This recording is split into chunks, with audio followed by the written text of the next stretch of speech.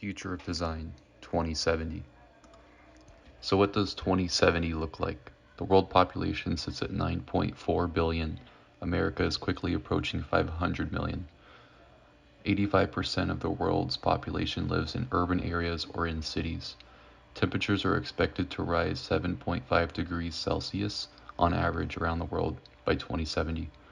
Water shortages are expected as well.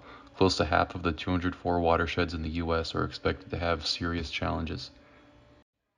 So what's one of the big issues of 2070? One of the big issues is water. 70% of the Earth's surface is covered by water. 97% of that water is inaccessible to humans due to it being saline based. 1% is obtainable to humans, and the other 2% is frozen in glaciers and ice caps. So, how are humans using the water? Water is used to grow our food, manufacture our favorite goods, and keep our businesses running smoothly.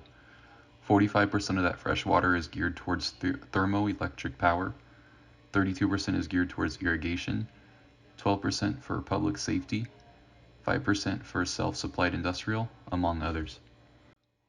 The average person will use 80 to 100 gallons of water a day. 24% is going to go towards the toilet, 20% towards the shower, 19% towards the faucet, 17% towards clothes washer, 12% towards leaks, and 8% goes towards other. So what are some of the impacts of the water consumption that humans have? Many of the water systems that keep ecosystems thriving and feed a growing human population have become stressed. Rivers, lakes, and aquifers are drying up or becoming too polluted to use. More than half the world's wetlands have disappeared.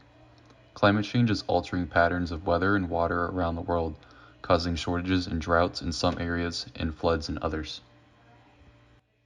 2/3 of the world's population may be facing water shortages. When it comes to the US, the South and Midwest will be hit the hardest. So what are some of the solutions to help solve the water shortage problem in the future? Well, the first thing you can do is consume less. 32% of water is diverted to irrigation for food growth. Less food consumption leads to less water consumption. Rainwater harvesting is another great way to save water. Rainwater can be filtered and stored to use on gardens and other yard uses. It also reduces consumption from outside sources, and it will reduce water runoff to alleviate stress on city water systems. Creating rainwater basins in yards is another great way to save water. Rainwater basins allow water to leach back into the groundwater watersheds. This promotes a recharged watershed, one of the core issues of a water shortage. Having an xeriscape yard is a great way to save water as well. A xeriscape promotes the use of low water, natural, and native plantings. Native plants are often low water and adapted to native precipitation levels. A xeriscape at its core is based on sustainability, which in return saves water. Lastly, harvesting gray water is a great tool for designers to save water. Gray water essentially refers to the water that comes from showers, laundry, dishwashers, among other household items.